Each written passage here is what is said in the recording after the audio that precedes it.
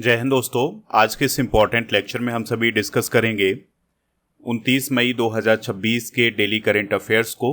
तो आप इस पूरे लेक्चर को बहुत ही ध्यान से लास्ट तक जोड़ देखिएगा। लास्ट में आपसे क्वेश्चन पूछा जाएगा जिसका आंसर कमेंट बॉक्स में बताना है। तो पहला और इम्पॉर्टेंट क्वेश्चन है, सिद्धारमैया किस राज्य के चीफ मिनिस्टर थे जिन्होंने अपने पद से इस्तीफा दे दिया है? आंसर हो जाएगा कर्नाटक। तो कर्नाटक के मुख्यमंत्री सिद्धारमैया ने अपने पद से हाल ही में इस्तीफा दिया है। उन्होंने 28 मई 2026 को अपने पद से इस्तीफा दिया है। इससे पहले वो 20 मई 2023 को चीफ मिनिस्टर बने थे और ये दूसरी बार चीफ मिनिस्टर बने थे। इससे पहले वो अपना 5 साल का कार्यकाल पूरा कर चुके थे। मीडिया रिपोर्ट्स में ये आ रहा है कि कर्नाटक के जो नए चीफ मिनिस्टर होंगे वो डी.के. शिव कुमार होंगे। दोस्तों, 2023 में कर्नाटक में विधानसभा चुनाव हुए थे जिसमें कांग्रेस पार्टी ने 224 सीटों में से 135 सीटों पर जीत हासिल की थी और सरकार बनाई थी।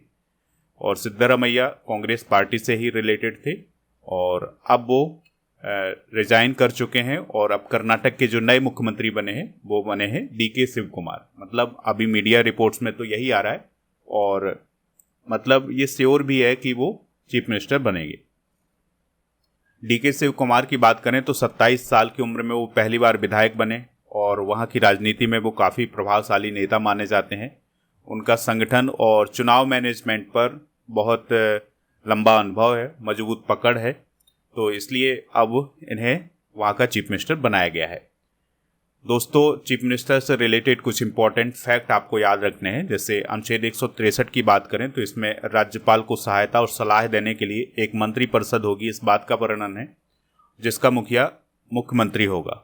अनुच्छेद 164 की बात करें तो इस आर्टिकल में ये बताया गया है कि राज्य के मुख्यमंत्री की नियुक्ति राज्यपाल के द्वारा की जाती है। ये क्वेश्चन काफ़ी इंपॉर्टेंट है, आपसे पूछा जा सकता है कि किसी राज्य के मुख्यमंत्री की नियुक्ति किसके द्वारा की जाती है? राज्यपाल के द्वारा की जाती है। और अन्य मंत्रियों की नियुक्ति भी राज्यपाल द्वारा मुख्यमंत्री की सलाह पर की जाती है। अनुच्छेद 166 की बात करें तो राज्य सरकार की सभी कार्यकारी कार्रवाई राज्यपाल के नाम पर होती है। अनुच्छेद 167 की बात करें तो राज्य के प्रशासन और विधान संबंधी मामलों के सभी निर्णय राज्यपाल को सूचित करना मुख्यमंत्री का काम होता है। रिसेंटली बहुत सारे चीफ मिनिस्टर बदले हैं। जैसे असम के चीफ मिनिस्टर कौन बने हैं? हिमंत बिश्वा शर्मा, जो कि बीजेपी के हैं। तमिलनाडु के जोसेफ विजय, जो कि टीवी के पार्टी के हैं। पश्चिम बंगाल के नए सीएम शुवेंदु अधिकारी, जो कि बीजेपी के हैं। पुदुचेरी के मुख्यमंत्री बने हैं एन रंगास्वामी और केरलम के नए सीएम बने हैं वी.डी. सतीशन, ये कांग्रेस पार्टी के हैं। अच्छा, आपको कमेंट बॉक्स में ये बताना है कि बिहार के नए सीएम कौन बने हैं। ठीक है, ये आप कमेंट बॉक्स में बताइएगा। अगला क्वेश्चन है, उत्तराखंड और गुजरात के बाद समान नागरिक संहिता यानी यूसीसी पारित करने वाला देश का तीसरा स्टेट कौन बना है? आंसर हो जाएगा असम। तो असम राज्य में यूसीसी जो बिल लाया गया था उसको विधानसभा में पारित कर दिया गया है और असम ऐसा करने वाला तीसरा राज्य बना है। इससे पहले उत्तराखंड और गुजरात में तो यूसीसी लागू हो चुका है, अब असम में भी लागू हो जाएगा क्योंकि वहाँ पर जो विधेयक लाया गया था वो पास हो गया है। तो वहाँ पर 126 विधानसभा की सीटें हैं। तो सरकार अभी एनडीए की है यानी बीजेपी के गठबंधन की है। तो 102 विधायकों ने इसका समर्थन किया और जो विपक्ष था उसने इसे प्रवर समिति को भेजने की मांग की है। अब इस विधेयक को मंजूरी के लिए राष्ट्रपति के पास भेजा जाएगा। अंतिम निर्णय मिलने के बाद यानी कि राष्ट्रपति की मंजूरी मिलने के बाद ये राज्य में पूरी तरह से लागू हो जाएगा। नेक्स्ट क्वेश्चन है, वैभव सूर्यवंशी ने आईपीएल 2026 में कितने छक्के लगाकर नया ऑल टाइम रिकॉर्ड बनाया है? आंसर हो जाएगा 65। तो दोस्तों, वैभव सूर्यवंशी राजस्थान रॉयल्स की तरफ से खेलते हैं और उन्होंने आईपीएल 2026 में अब तक 65 छक्के लगाए हुए हैं। आगे भी वो लगाएंगे क्योंकि अभी उनका एक मैच बचा हुआ है। अगर वो सेमीफाइनल जीत जाते हैं तो फाइनल तक पहुंचेंगे, तो ये छक्कों की जो संख्या है वो और बढ़ सकती है। तो दोस्तों, ये ऑल टाइम रिकॉर्ड बना है यानी कि अभी तक जितने भी सीज़न हुए हैं आईपीएल के उसमें से एक सीज़न में सबसे ज़्यादा छक्के अगर किसी खिलाड़ी ने लगाए हैं तो वो हैं वैभव सूर्यवंशी। तो वैभव सूर्यवंशी ने आईपीएल 2026 में रिकॉर्ड 65 छक्के लगा करके उन्होंने क्रिस गेल का रिकॉर्ड तोड़ दिया है। क्रिस गेल का रिकॉर्ड था 59 छक्कों का, जो कि उन्होंने आईपीएल 2012 में बनाया था। अब ये रिकॉर्ड टूट चुका है। अब ये नया रिकॉर्ड बनाया है वैभव सूर्यवंशी ने। गेल ने यह रिकॉर्ड बनाने के लिए 456 गेंदें खेली थी, जबकि सूर्यवंशी ने 266 गेंदों में ये मुकाम हासिल किया है। आईपीएल 2026 के दौरान वैभव के द्वारा बहुत सारे रिकॉर्ड भी बनाए गए हैं। जैसे वे आईपीएल के एक सीजन में 600 या उससे अधिक रन बनाने वाले सबसे युवा बल्लेबाज बन गए हैं। वैभव ने 16 गेंद में 50 के साथ आईपीएल में 5वीं बार 20 से कम गेंद में अर्धशतक जड़ा है। एक आईपीएल सीजन में सबसे ज़्यादा सिक्स लगाने वाले बल्लेबाज बने हैं।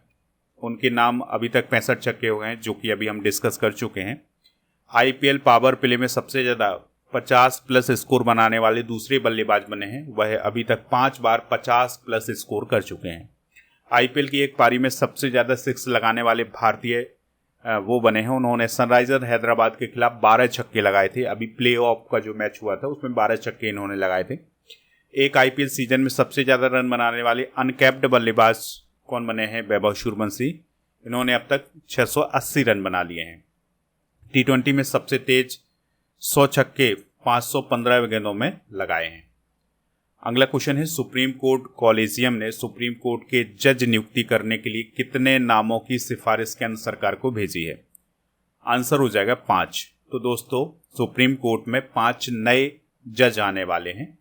तो कॉलेजियम ने हाल ही में एक फैसला लिया और 5 जजों का जो नाम है वो केंद्र सरकार को भेज दिया है कि ये जो 5 लोग हैं अब ये सुप्रीम कोर्ट के जज बनेंगे। तो अब इनमें कुछ नाम आपको याद रखना है। जैसे पंजाब एवं हरियाणा हाई कोर्ट के जो चीफ जस्टिस है सील नागू, ये सुप्रीम कोर्ट के जज बनेंगे। बॉम्बे हाई कोर्ट के चीफ जस्टिस श्री चंद्रशेखर। इसके अलावा मध्य प्रदेश हाई कोर्ट के जो चीफ जस्टिस हैं संजीव सचदेवा, और जम्मू कश्मीर और लद्दाख हाई कोर्ट के चीफ जस्टिस अरुण पल्ली, और वरिष्ठ अधिवक्ता वी मोहिना का नाम भी शामिल है। तो ये जो 5 जज होंगे उनमें एक महिला भी होंगी, जो होंगी कौन? बी मोहिना। दोस्तों, कॉलेजियम को भी समझ लेते हैं। तो कॉलेजियम भारत की न्यायपालिका में वह व्यवस्था है जिसके तहत सुप्रीम कोर्ट और हाई कोर्ट के जजों की नियुक्ति और ट्रांसफ़र किए जाते हैं।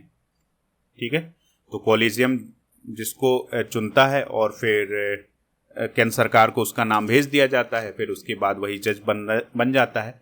तो जजों की नियुक्ति करने वाली एक खास समिति होती है और कॉलेजियम में चीफ जस्टिस और 4 सीनियर जज शामिल होते हैं। यही कमेटी हाई कोर्ट के जजों का भी चयन करती है। यह व्यवस्था संविधान में कहीं लिखी नहीं है, यह सुप्रीम कोर्ट के फैसलों से बनी व्यवस्था है। यह व्यवस्था 1993 में पूरी तरह लागू हुई थी। अब 2-3 आर्टिकल आपको याद रखना है। जैसे अनुच्छेद 124 की बात करें तो इसमें सुप्रीम कोर्ट के जजों की नियुक्ति राष्ट्रपति के द्वारा की जाती है, इस बात का वर्णन है। मुख्य न्यायाधीश से परामर्श के बाद नियुक्ति की जाती है, ये अनुच्छेद 124 में है। और अनुच्छेद 217 की बात करें तो हाई कोर्ट के जजों की नियुक्ति राष्ट्रपति के द्वारा की जाती है, लेकिन मुख्य न्यायाधीश, राज्यपाल और हाई कोर्ट के मुख्य न्यायाधीश से परामर्श के बाद ये नियुक्ति की जाती है। अगला क्वेश्चन है, कॉमनवेल्थ गेम्स 2030 में किस खेल को शामिल किया जाएगा? आंसर हो जाएगा योगासन। तो दोस्तों, हाल ही में केंद्रीय खेल मंत्रालय ने ये जानकारी दी है कि कॉमनवेल्थ गेम्स 2030 में योगासन को भी शामिल किया जाएगा। इसके साथ ही कुछ और हमारे देसी खेल हैं जिसमें कबड्डी, खो खो, मलखंभ, इनको भी कॉमनवेल्थ में शामिल करने पर विचार किया जा रहा है। इसके साथ ही आपको याद रखना है कि भारत में पहली वर्ल्ड योगासन चैंपियनशिप का भी आयोजन होने जा रहा है अहमदाबाद में। ये 4 से 8 जून तक होगी, जिसमें 75 से ज़्यादा देश शामिल होंगे और 500 से ज़्यादा एथलीट इसमें शामिल होंगे। योग की बात हुई है तो योग के बारे में आपको याद रखना है कि जो अंतर्राष्ट्रीय योग दिवस है हर साल 21 जून को मनाया जाता है, जिसकी शुरुआत 2015 से हुई थी। तो 27 सितंबर 2014 को संयुक्त राष्ट्र महासभा में हमारे मोदी जी ने 21 जून को अंतर्राष्ट्रीय योग दिवस के रूप में मनाने की घोषणा की थी। फिर इसके बाद इस दिवस को मनाया जाने लगा। 21 जून को याद रखना है कि उत्तरी गोलार्ध में वर्ष का सबसे लंबा दिन होता है। इसे ग्रीष्म संक्रांति के नाम से भी जाना जाता है।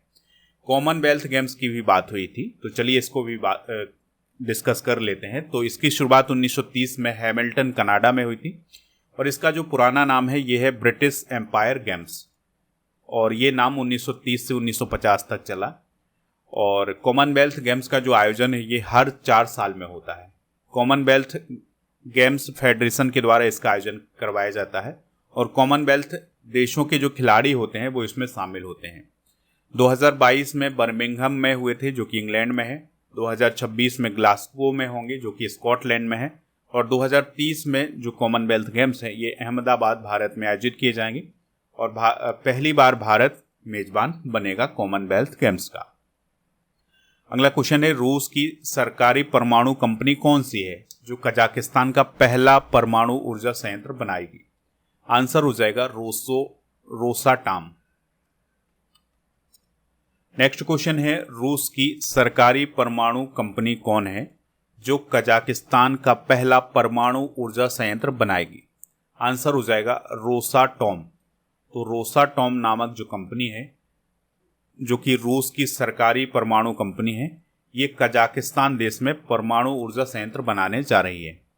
ठीक है, तो इसके लिए हाल ही में बातचीत हुई है रूस और कजाकिस्तान के बीच में। तो रूस की सरकारी परमाणु कंपनी रोसाटॉम कजाकिस्तान के पहले परमाणु ऊर्जा संयंत्र का निर्माण करने जा रही है और यह संयंत्र जो बनने जा रहा है ये बालकास झील के पास उल्कैन गांव में बनाया जाएगा और इसकी जो क्षमता होगी ये 1200 मेगावाट की होगी। कजाकिस्तान ने 2035 तक 2.4 गीगावाट परमाणु ऊर्जा क्षमता का लक्ष्य रखा है। अब ये जो न्यूज़ है काफ़ी इम्पॉर्टेंट इसलिए है क्योंकि जो कजाकिस्तान है ये यूरेनियम का विश्व का सबसे बड़ा उत्पादक देश है और परमाणु ऊर्जा संयंत्रों में इसका इस्तेमाल किया जाता है। ठीक है, और दोस्तों बात कर लेते हैं अगर हम कजाकिस्तान की। दोस्तों अगर हम बात करें कजाकिस्तान की तो इसकी कैपिटल अस्ताना है, राष्ट्रपति हैं कासिम जोमार्ट टोकायेव, करेंसी की बात करें तो टेंगे है और इसकी सीमा Russia, China, Kyrgyzstan, Uzbekistan, Turkmenistan, Caspian सागर से लगती है और दुनिया का सबसे बड़ा लैंड लॉक्ड देश है और 1991 में ये सोवियत संघ से अलग हुआ था। तो कजाकिस्तान सबसे अंत में अलग हुआ था सोवियत संघ से। अगला क्वेश्चन है, वसीर वद्र कौन थे जिनका हाल ही में निधन हुआ है? आंसर हो जाएगा प्रसिद्ध उर्दू शायर। तो दोस्तों वसीर वद्र साहब का हाल ही में निधन हो गया है। तो इनका जन्म 1935 में हुआ था, 2026 में इनका निधन हुआ है, लगभग 91 साल की उम्र में इनका निधन हुआ है। उत्तर प्रदेश में इनका जन्म हुआ था, अयोध्या में। ये बहुत लंबे समय से डिमेंशिया से पीड़ित थे। डिमेंशिया क्या होता है? भूलने की बीमारी। ठीक है, जब कोई व्यक्ति कोई चीज़ भूल जाता है तो उसे डिमेंशिया बोलते हैं। ये लंबे समय से डिमेंशिया से पीड़ित थे। अब इनका जो निधन है ये 28 मई को हुआ है। इनकी कुछ कृतियां याद रखिएगा, इकाई, इमेज, आमद, आहट, आस और कुल्लियात, ये बसीर बद्र, ये इनकी रचनाएं हैं। 1989 में इन्हें पद्मश्री से भी सम्मानित किया गया था। अगला क्वेश्चन है, लांस हवलदार हरभजन सिंह और नायब सूबेदार सुजीत कुमार प्रधान को डैग हैमर इस्कजोल्ड पदक से किसने सम्मानित करने की घोषणा की है? आंसर हो जाएगा यूनाइटेड नेशन। तो यूनाइटेड नेशन के द्वारा हरभजन सिंह और सुजीत कुमार प्रधान को सम्मानित किया जाएगा। ठीक है, तो संयुक्त राष्ट्र ने हाल ही में घोषणा की है कि 2 भारतीय शांति सैनिकों लांस हवलदार हरभजन सिंह और नायब सूबेदार सुजीत कुमार प्रधान को मरणोपरांत डैग हैमर इस्कजोल्ड पदक से सम्मानित किया जाएगा। और यह जो सम्मान है या ये जो मेडल है ये उन सैनिकों को दिया जाता है जिन्होंने शांति की स्थापना के जो अभियान है उसमें सर्वोच्च बलिदान दिया होता है। देखिए दोस्तों, यूनाइटेड नेशन की तो कोई फोर्स है नहीं है, तो वो एक फोर्स कैसे बनाता है कि विभिन्न देशों की जो सेनाएं हैं उनमें से कुछ सैनिकों को शामिल करता है जिसे वो शांति मिशन नाम देता है। तो जब किसी देश में अशांति फैली होती है और वहाँ पर शांति की स्थापना करनी होती है तो संयुक्त राष्ट्र इस शांति मिशन को वहाँ पर भेज देती है। ठीक है, इसमें भारत भी शामिल है, तो भारत के सैनिक भी इस शांति मिशन में शामिल होते हैं और कई बार वो शहीद भी हो जाते हैं। तो 2 जो सैनिक हैं वो शहीद हुए थे, हरभजन सिंह और सुजीत कुमार प्रधान। तो अब इन्हीं को सम्मानित किया गया है यूनाइटेड नेशन के द्वारा। भारत संयुक्त राष्ट्र शांति अभियानों में सबसे बड़ा योगदानकर्ता देश है। दोस्तों अब तक 200 से अधिक भारतीय सैनिक शांति अभियानों में शहीद हो चुके हैं। अगर हम डैग हैमर इस्कजोल्ड पदक की बात करें तो इसकी स्थापना सन 2000 में हुई थी। इसका उद्देश्य संयुक्त राष्ट्र शांति अभियानों में शहीद हुए सैनिकों को सम्मानित करना। इसका नामकरण स्वीडन के पूर्व संयुक्त राष्ट्र महासचिव डैग हैमर स्जोल्ड के नाम पर रखा गया है। अगला क्वेश्चन है, तेलंगाना के किस जिले में महिला स्वयं सहायता समूहों द्वारा संचालित भारत की पहली सौर ऊर्जा परियोजना का उद्घाटन किया गया है? आंसर हो जाएगा खम्मम। तो दोस्तों तेलंगाना के खम्मम जिले में। अगला क्वेश्चन है, तेलंगाना के किस जिले में महिला स्वयं सहायता समूहों द्वारा संचालित भारत की पहली सौर ऊर्जा परियोजना का उद्घाटन किया गया है? आंसर हो जाएगा खम्मम। तो दोस्तों तेलंगाना के खम्मम जिले के वेंकटपुरम गांव में इंदिरा महिला शक्ति योजना के तहत महिला स्वयं सहायता समूहों द्वारा संचालित भारत की पहली सौर ऊर्जा परियोजना का उद्घाटन किया गया है। तो अब इस योजना का जो लाभ है वो महिलाओं को मिलने जा रहा है। तो महिला स्वयं सहायता समूह द्वारा प्रबंधित इस संयंत्र से प्रतिदिन लगभग 14,000 से 15,000 तक की आय होने का अनुमान है। अफ्रीकी चीतों को गुजरात के किस क्षेत्र में स्थानांतरित किया जाएगा? आंसर हो जाएगा बन्नी घास के मैदान। तो अभी तक जो चीते हैं वो मध्य प्रदेश के कुनो नेशनल पार्क में हैं। अब चीतों को गुजरात में शिफ्ट करने की योजना बनाई जा रही है। तो गुजरात में जो बन्नी घास के मैदान है वहाँ पर इन चीतों को स्थानांतरित किया जाएगा। तो 2 मेल और 2 फीमेल चीतों को वहाँ पर भेजा जाएगा। इसके लिए राष्ट्रीय बाघ संरक्षण प्राधिकरण और चीता संचालन समिति ने मंजूरी दे दी है। इस कदम के साथ क्या होगा कि अभी तक मध्य प्रदेश एक मात्र ऐसा राज्य था जहाँ पर चीते थे, अब गुजरात दूसरा ऐसा राज्य बनेगा जहाँ पर चीते होंगे। ठीक है, तो गुजरात में जो बन्नी घास के मैदान है वहाँ पर इन चीतों को छोड़ा जाएगा। प्रोजेक्ट चीता 2022 में भारत में शुरू हुआ था। इसका उद्देश्य भारत में 1952 से विलुप्त हो चुके चीतों को पुनः बसाना। मध्य प्रदेश का कुनो राष्ट्रीय उद्यान गांधी सागर अभ्यारण्य इन चीतों के लिए मुख्य केंद्र है। 2022 में नामीबिया से 8 चीते लाए गए थे। फरवरी 2023 में साउथ अफ्रीका से 12 चीते आए हैं और बोत्सवाना से हाल ही में 9 चीते लाए गए हैं। तो ये बात भी आप याद रखिएगा कूपन कोड के साथ। और इसमें आपको फ्री मिलेगा 18,000 से ज़्यादा topic wise subject wise test series, 12 महीने का मंथली टेस्ट, 12 महीने के मंथली करंट अफेयर्स की बुक। प्रीमियम कोर्स वाले ऑप्शन पर बहुत सारे कोर्स मिल जाएंगे, तो इनको जाकर के प्राप्त कर लें। टेस्ट सीरीज वाले ऑप्शन पर भी आपको बहुत सारे टेस्ट सीरीज मिलेंगी, जीके जीएस और करंट अफेयर्स की। ई बुक वाले सेक्शन पर आपको बहुत सारी ई बुक मिल जाएगी, चाहे वो मंथली करंट अफेयर्स हो, ईयरली करंट अफेयर्स हो, हाफ ईयरली करंट अफेयर्स, इन सभी की ई बुक आपको यहाँ पर मिलेंगी। चलिए दोस्तों कल के करंट अफेयर्स को रिवाइज करते हैं। रूस ने एबोला वायरस के किस स्ट्रेन के लिए वैक्सीन की घोषणा की है? Bundibugyo strain. राष्ट्रपति द्रौपदी मुर्मू जी ने 27 मई को किस दर्रे का दौरा किया है? नाथुला दर्रा। हाल ही में दुनिया का 5वां सबसे बड़ा शेयर मार्केट कौन सा देश बना है? ताइवान। पूर्व निशानेबाज रणधीर सिंह का निधन कब हुआ है? 27 मई 2026 को। अपनापन नरेंद्र मोदी संग मेरे अनुभव पुस्तक के लेखक कौन है? शिवराज सिंह चौहान। अभिनेता रणवीर सिंह पर बैन लगाने वाली संस्था कौन है? FWICE। चंद्रमा के दक्षिणी ध्रुव पर स्थायी मून बेस बनाने के लिए 3 चरणीय मून बेस प्रोजेक्ट किस अंतरिक्ष एजेंसी ने लॉन्च किया है? नासा। भारत की पहली 10 कोच हाइड्रोजन डेमो ट्रेन किस रूट पर चलेगी? जींद सोनीपत। हाल ही में खोजे गए प्राचीन गैलेक्सी प्रोटो क्लस्टर का नाम क्या रखा गया है? Loktak proto cluster. भारत और कनाडा ने CEPA समझौता कब तक पूरा करने का लक्ष्य रखा है? 2026 तक। आज के जनरल नॉलेज के पिटारे में कुछ इंपॉर्टेंट अवार्ड डिस्कस करेंगे, जैसे अंतर्राष्ट्रीय बुकर पुरस्कार 2025 बानू मुश्ताक को मिला है, ये इंडिया की थी।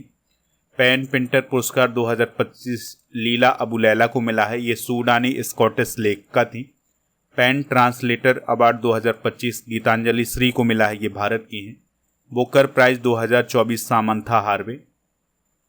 ज्ञानपीठ पुरस्कार 2024 विनोद कुमार शुक्ल। व्यास सम्मान 2024 सूर्यबाला। सरस्वती सम्मान 2024 साधु भद्रेश दास। दादा साहब फाल्के पुरस्कार 2023 मोहनलाल को प्रदान किया गया है। अब आपको कमेंट बॉक्स में ये बताना है कि 2024 का जो ज्ञानपीठ पुरस्कार है, 2025 वाला जो ज्ञानपीठ पुरस्कार है, ये किससे प्रदान किया गया है? ये आप कमेंट बॉक्स में जरूर बताइएगा। दोस्तों, कल के करंट अफेयर्स में आपसे पूछा गया था कि ब्रिक्स 2026 की मेजबानी कौन सा देश कर रहा है। तो इंडिया के द्वारा ब्रिक्स 2026 की मेजबानी की जा रही है। आज आपके लिए क्वेश्चन है, बीएसएफ स्थापना दिवस कब मनाया जाता है। जो भी इसका राइट आंसर हो कमेंट बॉक्स में हमें ज़रूर बताएं। हमें इंतजार रहेगा आपके आंसर का। आप हमारे टेलीग्राम चैनल को ज्वाइन कर लें। इसके अलावा ऐप पर ई बुक वाले सेक्शन पर जाकर के ये ई बुक प्राप्त कर सकते हैं हिंदी इंग्लिश की। और इसके अलावा हमारे जितने भी सोशल मीडिया प्लेटफॉर्म हैं उन पर भी हमें फॉलो कर लीजिएगा।